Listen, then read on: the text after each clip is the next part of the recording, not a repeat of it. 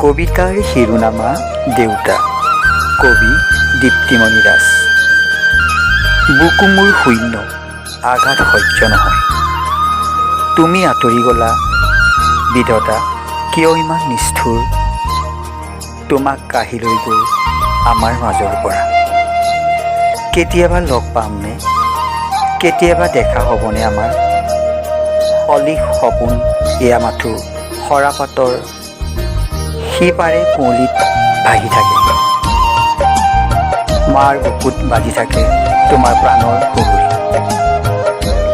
কোনোদিনে তোমাক বিদায় জনাব নোৱাৰিম দেউতা, মচি পেলাব নোৱাৰিম দেউতা তোমাৰ বাসৰুৱা স্মৃতি।